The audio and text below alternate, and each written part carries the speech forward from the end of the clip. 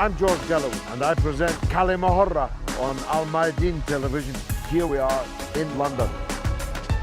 I speak my words freely, either in Parliament, on television, here on the streets of London. Kalima Horra means free word. That's what I speak. So Kalima Horra is a two-way conversation.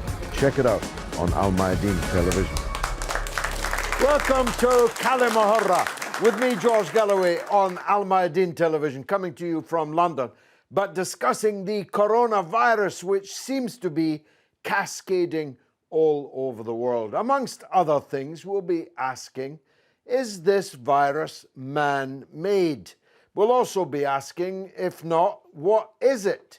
Where is it going? How many people will it take with it? Now, I understand that many people watching this will dismiss out of hand any idea that this virus could be man-made.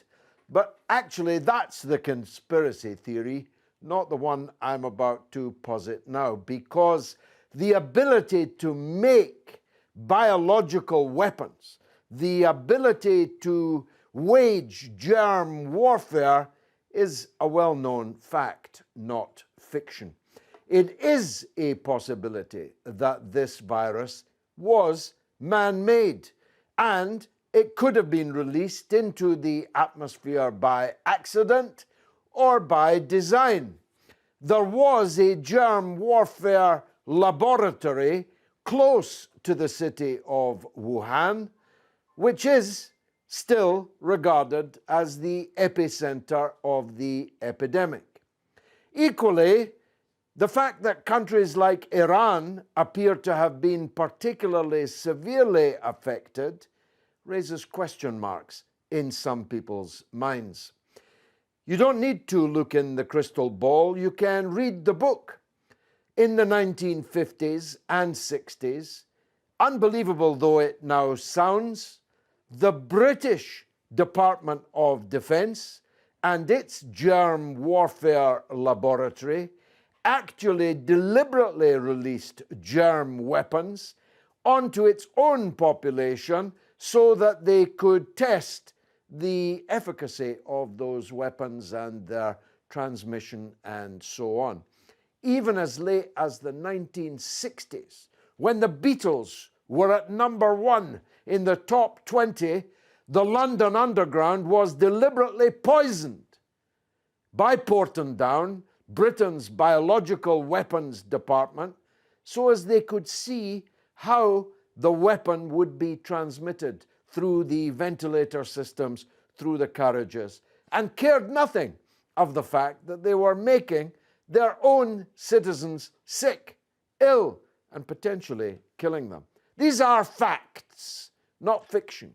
So it is not absurd to speculate, to ruminate on whether or not it is a possibility in this case. Certainly the scale of the epidemic, the speed of the transmission of the epidemic, the fact that it is scattering to all corners of the world. Only Antarctica at the time of recording does not have any coronavirus.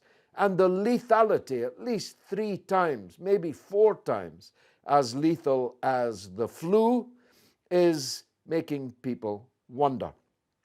That's one of the issues, but there are others.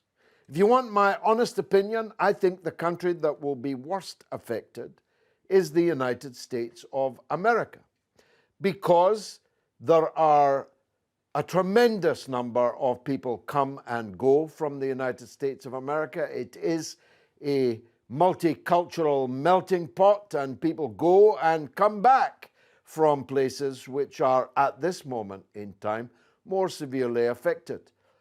But more importantly than that, the United States doesn't have a health service, and half of the people are poor. And when you get a combination of poor people and poor medical services, you have the possibility of rapid transmission. And if I'm right on my speculation on that, that's very bad news for President Trump, who seems to have staked his presidency on the fact that, like some sublime genius, he has managed to inoculate the American public without the need of vaccination from a virus which is cutting a swathe already through China. There have been thousands of deaths. There's more than 100,000 cases. It's a serious problem. Some people see it as a serious opportunity. I'm not making that up. There are medical people who've been filmed saying, well, at least it will kill all the bed blockers, by which they mean people who are in hospital and can't get out of it because they either are too ill to get out of it, but don't have homes to go back to with families that can help to look after them. Others, I'm not making this up either, think that it's a good thing that people over the age of 80 are somehow culled. Well, it's not good if you're anywhere near the age of 80. It's not good if you love your parents and they're anywhere near the age of 80, or your grandparents for that matter. But there are people who see a silver lining in every cloud. So lots to discuss. I have, as always, an audience of distinguished experts and one or two enthusiastic amateurs like me. One of the experts is you, Doctor. Kick this off for us, will you? Thank you, George. My name's Dr. Siana Shafi. I'm a GP. I'm by no means an expert, certainly not on coronavirus. I am, in my most recent role, a humanitarian GP, so I can empathise totally with your comment about the value of human life, or indeed how little it is valued. I look after currently the refugees who are trapped in Lesvos in Greece. And I think just today we've had our first 2 cases on the mainland of Greece. I work on the island of Lesvos. And our clinic there, for example, we've been really contemplating what coronavirus, I mean, those people who are there have many other issues, many other problems. We don't have sanitation. There's, some people haven't bathed for 3 months. There's just no hot water. So, and indeed, if they got anything close to a respiratory tract infection, they'll end up with a pneumonia with or without coronavirus. With the other side of me is thinking, I'm a big science fiction fan. I've loved watching films like Andromeda and Outbreak. And I hear what you're saying about the germ warfare as well, because my family were in Saudi Arabia when we went through, was it the Kuwaiti, Iraqi invasions, et cetera, and there was threat of all sorts of things. So I think the common theme is the devaluation of human life. I think that is exactly what it is. I actually didn't know about the issue in London. I was probably not. 1963, amazing. Well, so probably, before I was born. I was around, you were not. Probably why I didn't know about it. But, that doesn't surprise me, though. And this I think, is the thing that we all need to kind of wake up and take heed, is that, in Greece, for example, I'll give you just a little anecdote if I have time. I've seen, when I've been working there, through the storms of Lesvos, and the big Greek soldiers with their riot gear standing by. Okay, there were only 10 Greek soldiers and maybe 100,000 refugees. So the Greek soldiers were a bit sort of nervous, and they bark. Is there 100,000 refugees? There were at the peak in 2015, October 2015, when I started there. That's exactly how many people were trapped there. So the queue was 10 days long. I mean, have you ever heard of a queue being described in days? But that was how long it was. And so I remember this scene in the pouring rain, and I don't know if you ever hear about Greek winters and rain, but when it rains, it's worse than the monsoon because it's so cold. And, there were pregnant women, there were babies pressed against the fence, and these guards were sort of standing there with their riot gear. And then a dog would come along in their compound, And you see the tenderness in the guard towards the dog as they lean down and touch the dog and, pet it. And the people standing there with their babies in their hand pressed against the fence. So the value of human life, just picture that. I've pictured it. Very powerful indeed. It wouldn't be fair to say you were a conspiracy theorist, but it would be true to say that, like me, you're skeptical about all official information. I follow the rubric of the great Irish journalist Claude Coburn, who said nothing is true until it's been officially denied. It is officially denied that this is a weapon of some sort. What's your take on it? My name's Shram Malik. I'm a cybersecurity expert and student of history and politics. It's very easy to speculate that, yes, this virus could have been man-made, artificially released, but there are arguments on both sides, more so on the other side, because coronavirus does exist naturally. So the first thing to understand is, what is a virus? Yeah. That is the first question. Tell us. Viruses are sort of between living and non-living matter. All they are is either RNA or DNA, so genetic material encased inside a protein. That's all they are. They can't reproduce on their own. They do not produce their own food, etc. So they need a host to be able to reproduce. There are two ways that they reproduce. They enter a cell and then use cell's own genetic material and the food that the cells absorbed, etc., cell's own RNA and DNA to then procreate. And the cell dies after that. Mitosis, the process is called. And the other interesting point is 5 to 8% of human DNA is actually virus DNA. 5 to 8%. And we take in, on an average day, about 100 million viruses through the process of breathing every single day. Coronavirus does exist in nature in its natural form. Bats have been known to carry this particular strain of coronavirus.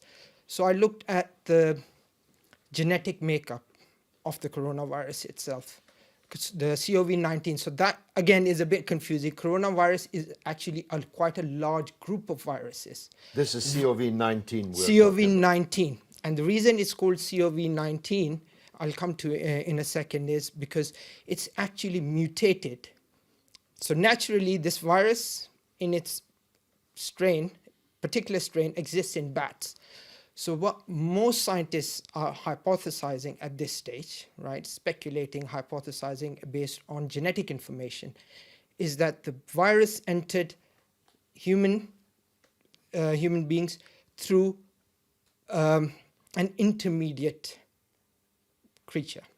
So that could have been a bat. So for example, MERS virus, that with the Middle East respiratory condition, that was another coronavirus. That entered the human beings through camels. SARS virus, again, entered animals through an intermediary as well. So now the speculation is it could be snakes or it could be pangolins, because pangolins were sold in China. in China, in that particular market. And the people that got infected first, the first cases, were from those who were selling pangolins and snakes. So they're trying to now isolate this. So that's an important thing to understand. Now, insofar as creating viruses are concerned, so that's your other point, in a University of Alberta, about 8 to 10 years ago, were able to create a virus, a horse smallpox virus, in a lab environment. So it has been done. Now governments obviously have a lot more technology, a lot more money to be able to do this. However, what we've got to look at is what are the implications of releasing this virus out in the world and to your normal citizens. Would China have done it deliberately? I do not think so. Could it have happened accidentally? Maybe. Based on the Could someone have done it against China? I mean, after all, China's the public enemy number one for the United States. But then there's another thing you've got to look at, you see. So this is one part of the research that I carried out over the past 10, 15 days. The other part was, what are the implications, economic implications? That's a very, very important factor we've got to remember. What the world is already in a very unstable position economically. You've got the Brexit, the imminent banking crisis in India, the slowdown in India, and then a slowdown in China is going to drag the world down with it. So who benefits from this, right, is the question.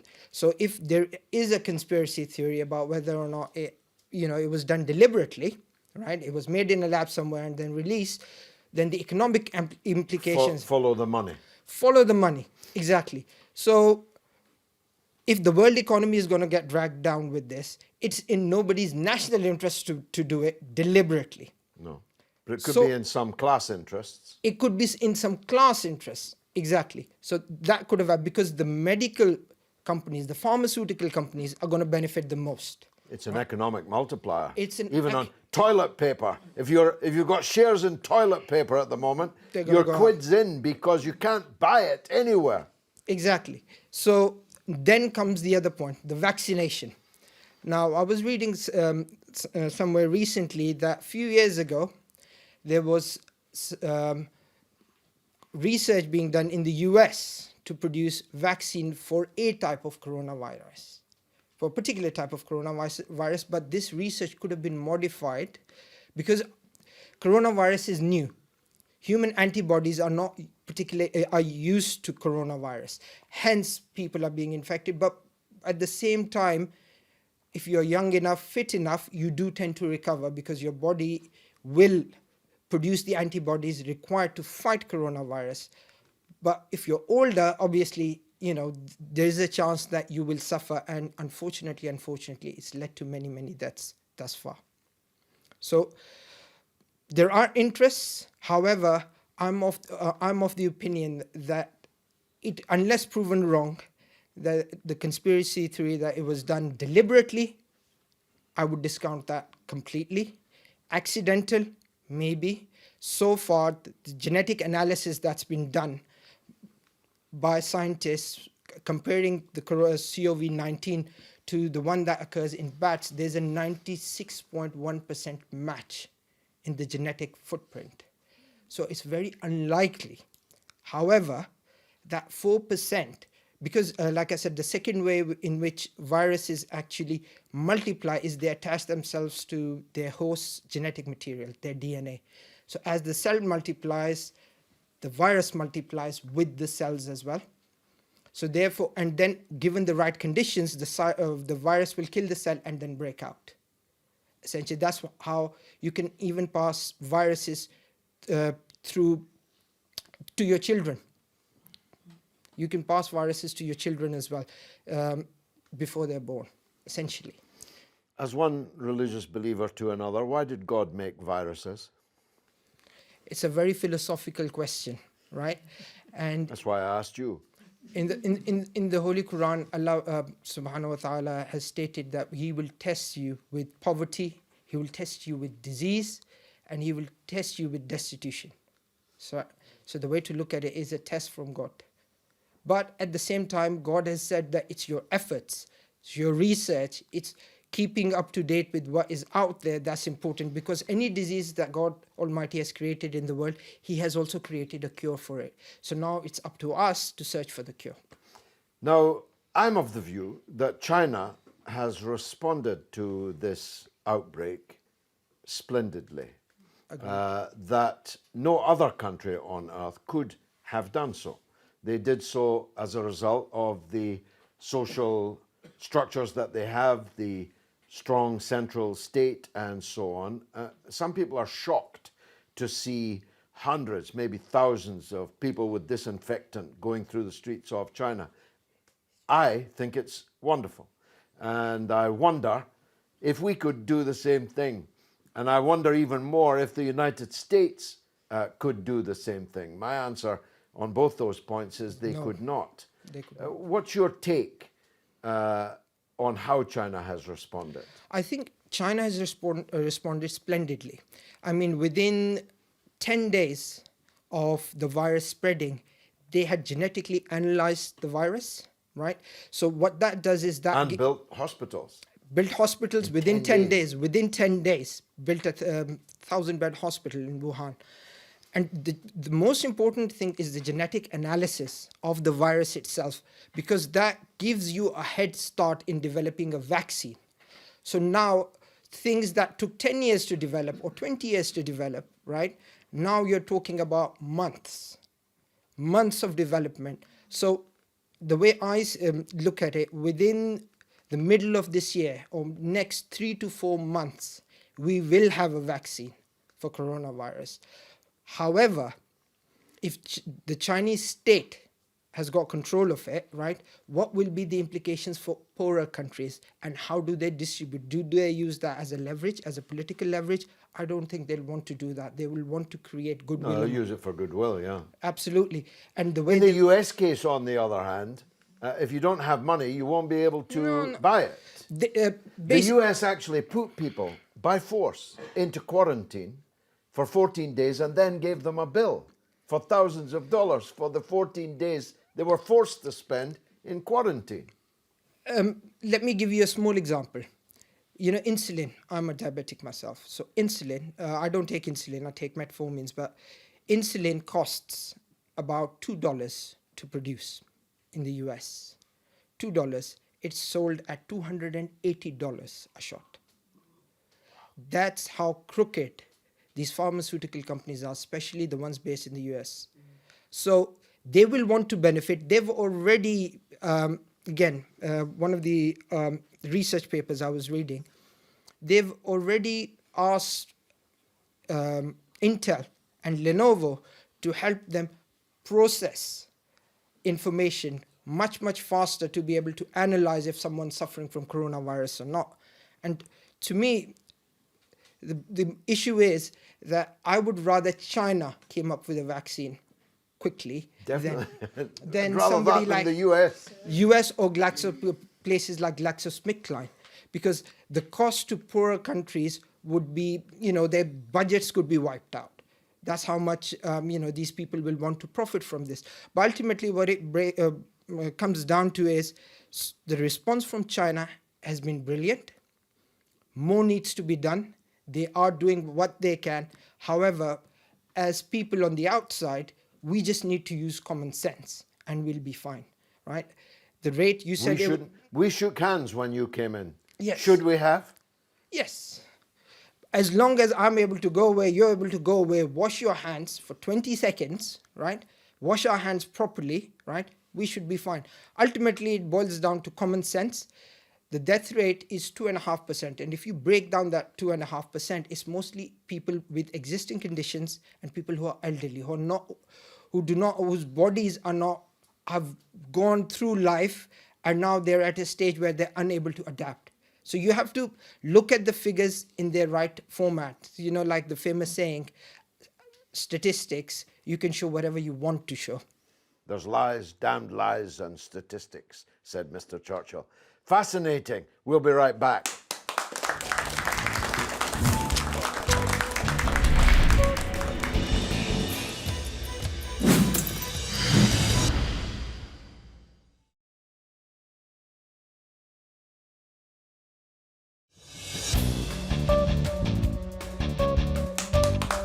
You're watching Kalima Horra with me, George Galloway, on Mayadeen Television, talking about the coronavirus sweeping across the world. We took the Kalima Horra camera onto the streets of London to see what the people thought. Let's take a look. Is coronavirus a natural phenomenon or is it manufactured? It's a bit hard to say, isn't it? I think it is a natural phenomenon. There's lots of viruses. Is it man-made? Well, I couldn't tell you, no. I don't know. I don't know, I think it's natural from the earth. Sometimes maybe we are too much on the earth, so I don't know. It's like that, it's like natural selection. manufactured, I would say. Escape from a lab as far as what I'm hearing, like, but I truly believe in that, okay, like, you know. The coronavirus, first for me, to me, it's a fake. It's a joke. It's about to make people to be scared. If we have no fear about the money, we are free to love each other. Again, I couldn't really quite answer. I think if you watch TV and the news, you don't know what's true or false today, to be honest with you. So is it natural? I couldn't say. Is it manufactured? I couldn't say. You don't know what to believe sometimes.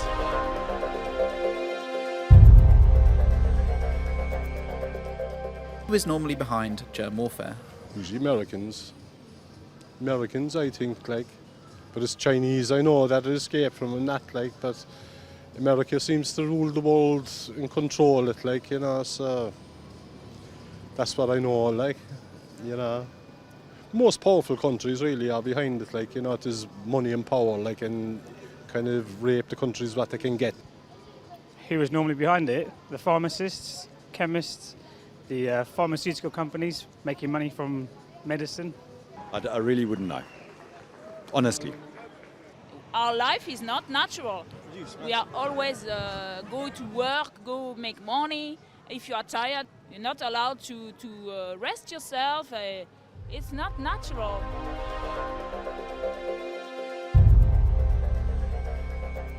You heard of any specific bioweapon projects?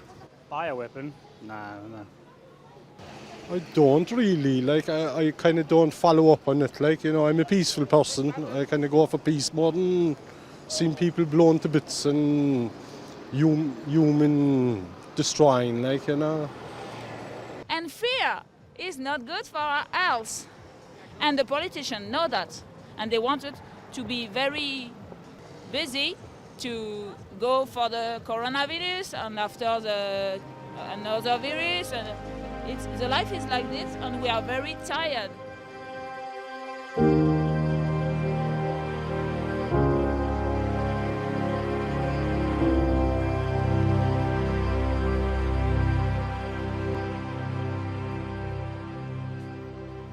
What a bunch, Londoners. The man in the hat said something very powerful, didn't he? If you watch the TV and the news, you don't know what's true and what's false. That's the world that we're now living in. I overheard an elderly lady in a cafe this morning say exactly this. I'm very fearful, as I think many people are, that something awful is going to happen. This sense of fear, apprehension, is, I think, stalking the world at the minute. And the coronavirus has certainly not made that better. Nurse Fatima, what's your take on this? I also have a question, first of all, is there are no miracles for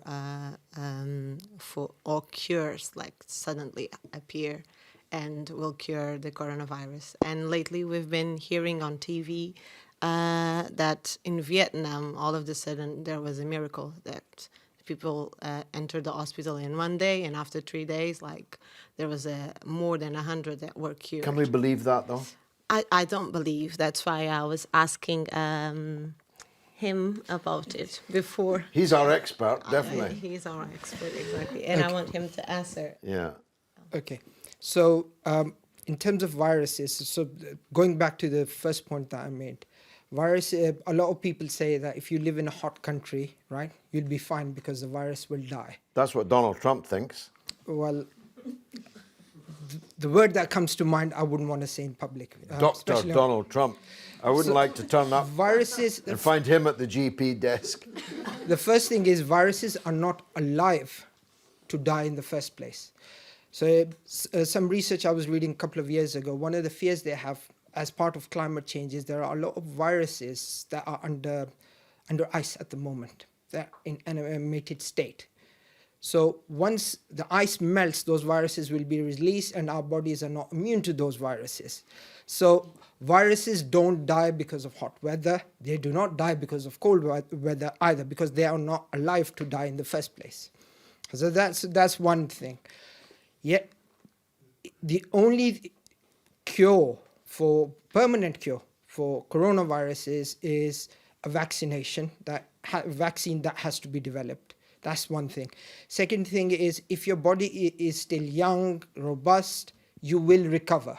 And there have been most people who've, for example, 3.6% fatality rate so far. 3.5%. A few days ago, it was actually less than that. So ultimately, if you look at it objectively, right, so the recovery rate is quite high, but that's not dependent on hot weather, cold weather, damp weather, rainy weather.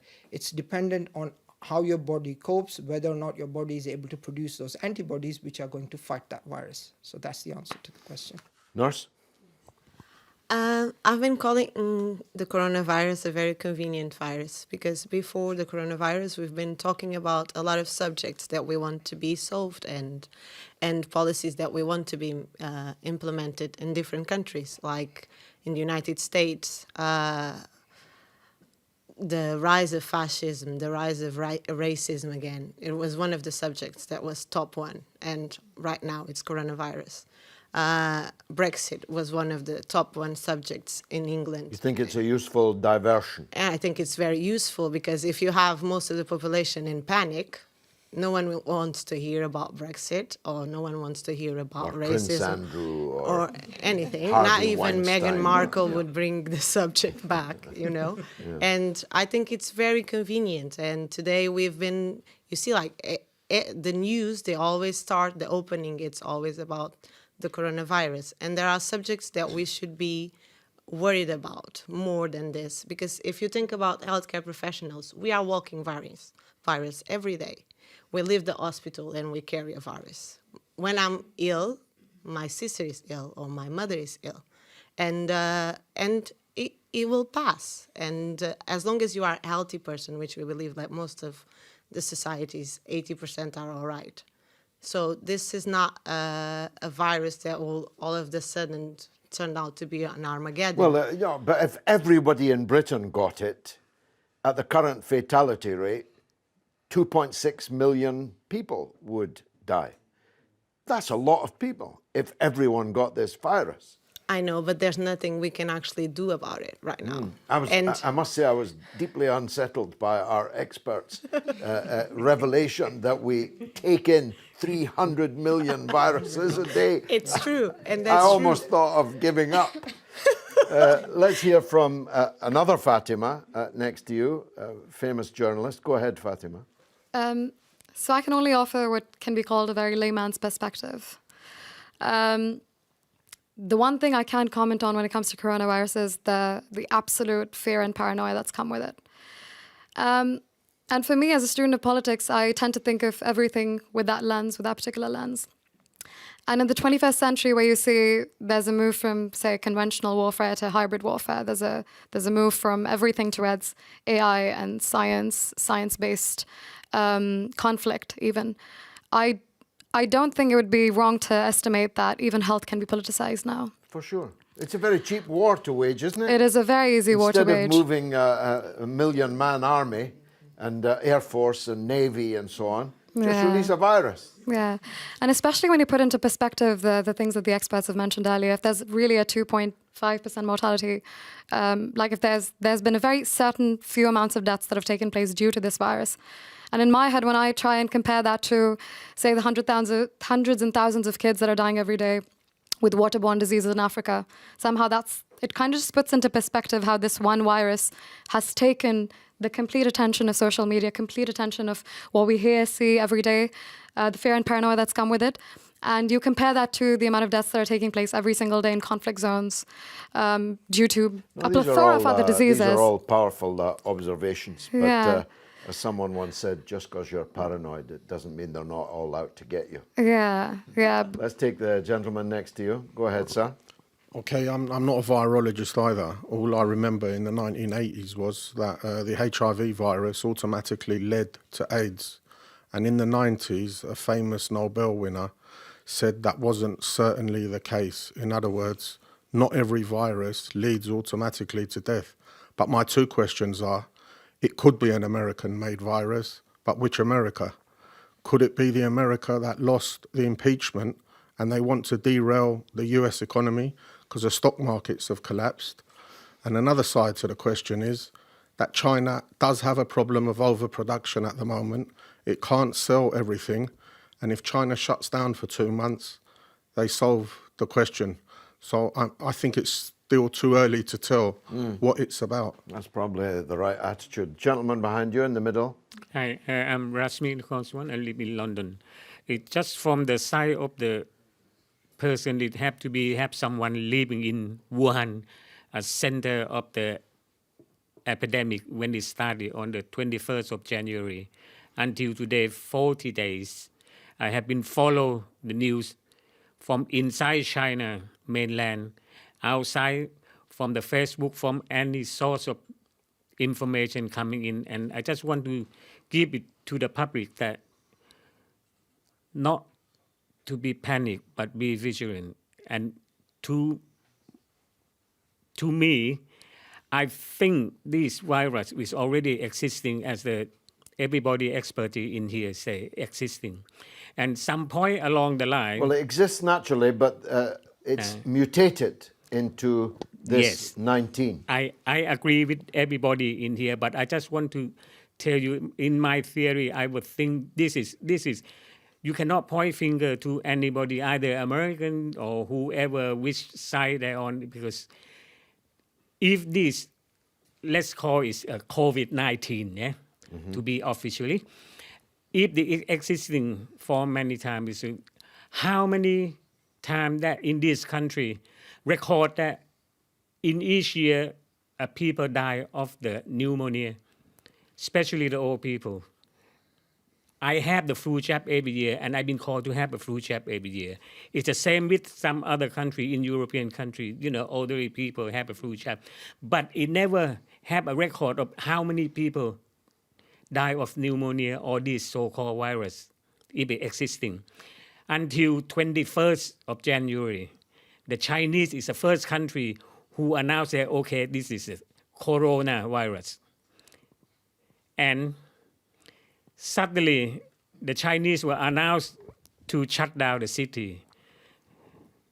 Don't we ever thought about it? Hold on, wait a minute. If there are existing biological warfare, it could be lethal and stronger than this. And the Chinese government took this opportunity, this is my thinking, to have an exercise in case of they being attacked by the biological warfare, how much and how quick they can handle it. Well, if so, then they've passed that test. Let's take the young gentleman at the back. Yeah, one thing that, I mean, I'm not especially paranoid about it being a conspiracy theory, but one thing that does sort of, ring the alarm bell, apart from the fact that it's highly contagious, is that certain countries, have not yet had any noted cases of infection, even though they share a land border with countries that have a high rate. As I was saying, Iran has it very badly, whereas Turkey, which does have a land border with it, doesn't have any recorded cases. Another good example. Unless Turkey are suppressing that information, of course. Yeah, I think with all those refugees streaming out, I think word would get around. But who knows? You never know. But I do think that in the case, for example, Russia only has like 3 or 4 recorded cases, and Russia is hasn't historically been that good at keeping certain other pathogens in check. I must say, I was in Russia very recently, and the biggest tourist numbers in Russia come from China. Even signs are in Russian Mandarin and in Chinese. They completely sealed their border against China, which was actually politically counterintuitive. But no flights, no land crossings. Nothing. They basically quarantined all of China, even though China is its biggest ally. Who else would like to? Can I make a little comment? Yes, doctor, please. Yeah. You need to. As you're the only actually qualified doctor here, we've got lots of medical expertise and scientific expertise. I just want to say, you mentioned about the refugees going through Turkey, etc. Nothing against them. I was simply saying. So I just want to say that where we're looking after them, we're probably one of the only clinics who give them regular medication for free. We can do ECGs, ultrasound, we can do blood tests. What we can't do is cultures of biological, microbiological tests. So we can't even test urines, we can't test little nasal drips or discharges from the ear. We have no facilities for doing that. So it is the under-reporting. I think perhaps we all need to be aware that that doesn't necessarily mean anything. It may still exist within the population. I sincerely hope not, because it will wipe it out. And that was, of course. Yeah, it would. And I mean, again, there's huge fascist attacks on the island of Lesbos since the beginning of this week. And it would be their dream for a bit of coronavirus to slip into one of the 20,000, camps. Yeah. I can understand from where you sit that the Greeks are not your favourite. Oh, no, don't get me wrong. But I feel it necessary to say Greece did nothing to cause the crisis in Syria. Greece did not invade Afghanistan. Greece did not invade Iraq. Greece did not invade Libya. The countries that did are not taking any refugees, whilst Greece and Italy are having to take millions. Please don't get me wrong. I absolutely adore Greece. I would make it my second home. I think they have been the greatest humanitarians that I've met, the majority of the Greek people. When I say fascists, they are extreme small factions there.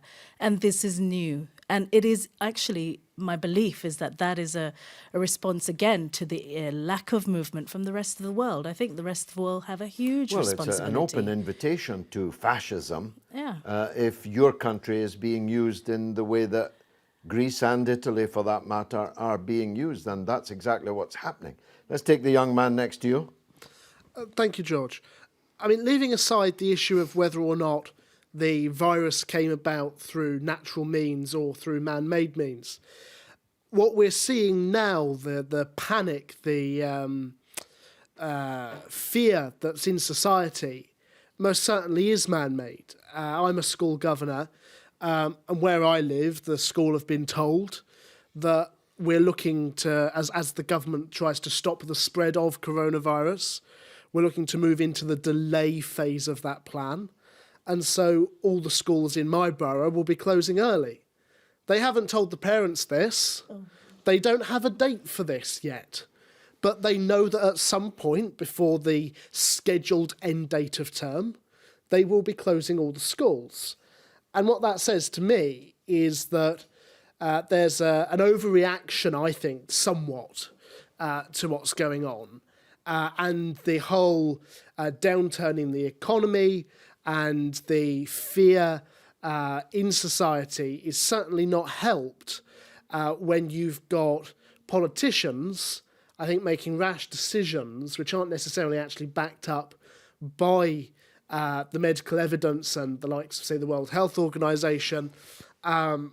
For example, in closing a school, because when you close the school, not only do the children then have to stay at home, even if there's no cases of coronavirus in that area, the parents are then off work, which means they're not likely to in. stay at home, though. They're likely to be out playing with their friends. Well, indeed, absolutely. And then the parents have to stay off work, which means they're not contributing to the economy, they're not producing. And I think the whole sort of panic buying that's gone on, at least here in Britain, things like toilet roll, I think is fascinating. I mean, if it were me, I'd be going for tin food, not, loo-roll. I went to the supermarket the other week, and there was no toilet roll, and I wanted some, not because I was panic buying, but because that is what one needs when they go to the toilet. But I don't think it's helped by the media either, when you have sensationalist headlines, on the newspapers here, where you've got pictures of the Queen, wearing a glove compared to the Queen 3 months ago not wearing a glove, and that does nothing to help the situation whatsoever, and only encourages that fear, that panic, and frankly, to an extent, disinformation. I've seen people today in my travels, instead of shaking hands with people, giving them an elbow or, a kick, or it's a most strange situation. I'm in favour of the kick myself. I'd be seeking certain people out to greet them with a kick.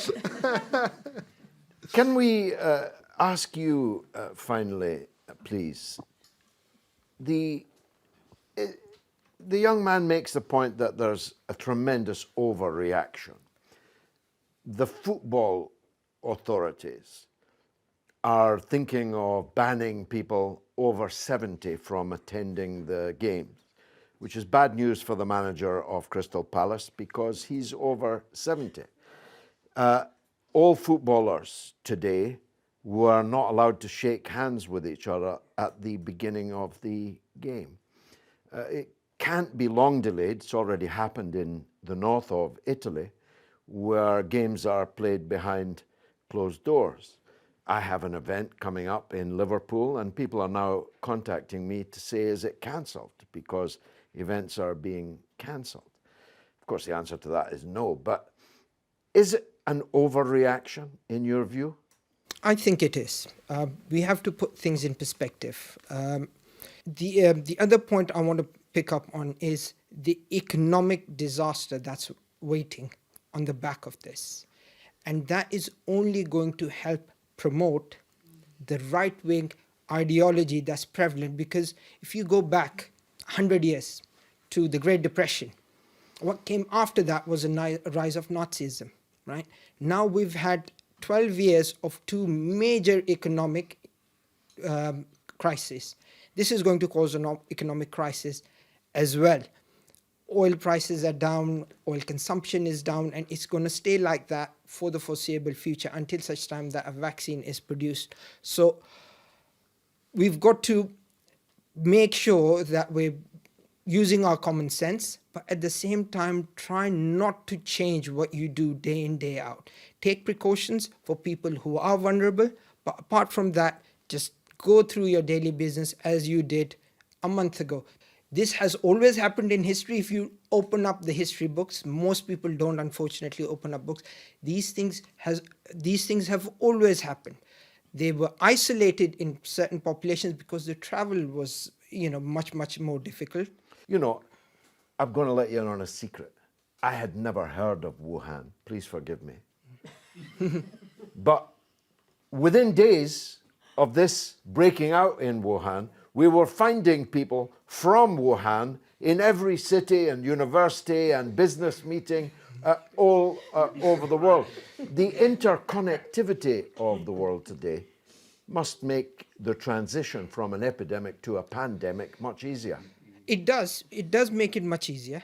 However, what happened in First World War, Second World War, you had people were eating more carbohydrate-based foods, for example, breads. So people satiated themselves with a lot of bread, less protein. These days, people eat a lot more protein. Right? Again, as a result, there's climate damage. So things like that. So our bodies, in turn, have grown stronger. We're living longer because of that.